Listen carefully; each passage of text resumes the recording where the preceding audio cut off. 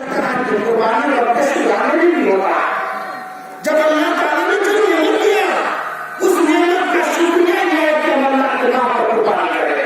لیکن میں ایک بات بھی دہرانا چاہتا ہوں کہ جو قربانی جس کے اندر ہماری نیت کا خلوص شامل نہ ہو، ایسی قربانی جس کے اندر اللہ تعالیٰ کی محبت اور اس کی توحید کا نغمہ گیت نہ ہو، ایسی قربانی بیکار ہے. آج ہمارے پاس قربانیوں کی جگہ کمی ہوتی ہے.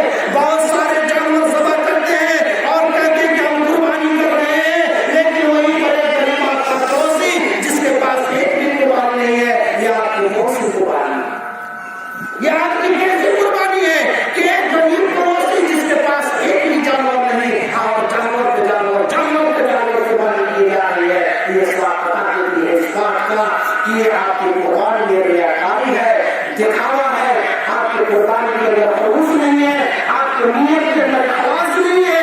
آپ اللہ کی وحدانیت پر مکمل ایمان نہیں رکھتے. اللہ تعالیٰ کی ذات پر ایمان رکھنے کا تقاضا یہ ہے کہ بہت زیادہ قربانی کرنے سے بہتر ہے کہ غریب اور مسکین کو کیا کہتے ہیں کہ اس کی قربانی میں اس کی مدد کی جائے. آج ہمارے دلوں کے اندر مسلمانوں سے ضرورت ہے، اخلاص کی ضرورت ہے. اگر ہمارے دل کے اندر اخلاص نہیں ہے تو قربانی سے سبق حاصل کرنا چاہیے. اپنے دلوں کے اندر اخلاص پیدا کیا جائے، عمل کے اندر اخلاص پیدا کیا جائے. اللہ کے لیے عمل کیے، اللہ کے لیے عمل کے اندر اخلاص کا سبق پیدا کیا جائے. ایک دوسرے کی بھائی چارگی اور محبت کو سمجھا جائے، ایک دوسرے کو اپنے دلوں کے اندر جگہ دی جائے.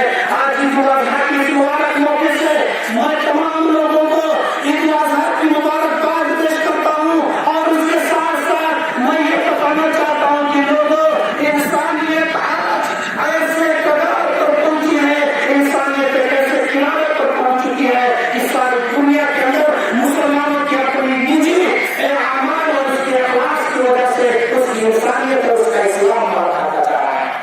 ضرورت اس بات کی ہے کہ انسانیت کو